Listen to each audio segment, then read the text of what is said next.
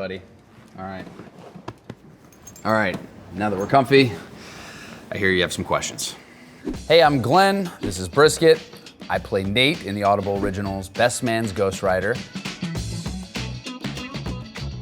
I have been a best man. I think I did a pretty good job on the speech. Like, I definitely didn't ruin the wedding. I think I made some errors. Like, I had some notes afterwards. The crazy part about weddings are they're kind of a powder keg of emotions, right? They're simultaneously like so fun and funny and joyous, but also like kind of emotional, and it's kind of like the death of something and the rebirth of something else, and like hopefully your grandparents there and you have like young kids there. It's like this collision of all the people in your life that matter. So like, I think that's what the best man speech or you know, the maid of honor speech is sort of about.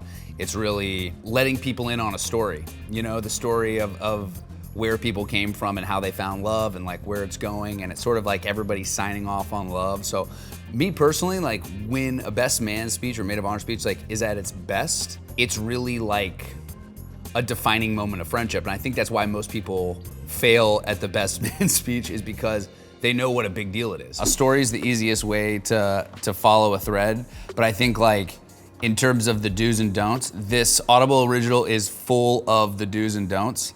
Don't bring up your ex or their ex.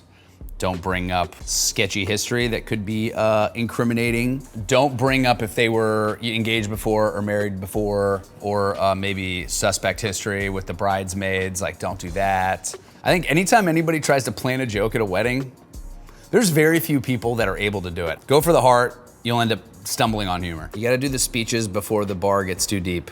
I think my best quality is I'm very good at choosing friends. Some of my friends are from Austin, Texas, where I'm from. This job has kind of taken me all over the world, so I feel like I get to have friends all over the place. But the best part about this experience on Best Man's Ghostwriter is I got to bring a lot of those friends into the booth. Nicholas Braun has been a buddy of mine for a really long time. He's one of those guys that, you know, we always cheer each other on anytime anybody gets a win, but we've never worked together. So when this came about, I called up Nick and he was totally down. And I think that effortless chemistry like really plays here. It was really, really fun to like team up with him on this. I think he's one of the funniest and most talented people I know, and you don't always get a chance to actually work with your friends, so it's awesome.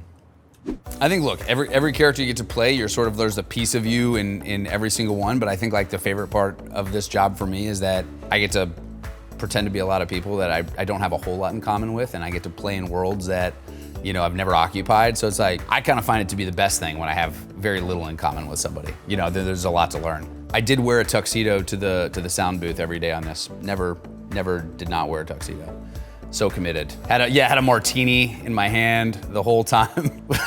Anytime we started, it wasn't action, I just clinked a glass. I think the hardest part about doing something like this is you're going from scene to scene to scene in such quick succession that you have to like reground the scene, like where am I and what am I doing and what's the tone of the scene, all this stuff. You have to be answering those so quickly and bringing the audience on that journey, right? Again, you're not popping into any of these things. You're not actually in any sort of real scenario. So you're trusting the audience to kind of build out some of that imagination for you. For me, I'm a very physical, you know, actor. And I feel like on scenes where you have to be high energy, I'm the guy that's like doing push-ups and jumping jacks in the booth and having to get my heart rate up. But that's fun. That was the best part about recording this, was like, you get to bring your friends into a booth and show up in sweatpants. I think the thing that I've realized is that the audience is sort of engaged in a way where they're kind of imagining stuff, so you don't need to put all that much on it. Like, you really just get to be present with people and have fun. It's like one of the only mediums where the audience buy-in is sort of like, they're kind of complicit in the storytelling in a really fun way that makes it kind of unique. They can imagine me in a tuxedo, but I'm in sweatpants. You know, one thing that I really appreciate about Brisket is no matter where we go in the world, Brisket's the first guy who wants to take in a view.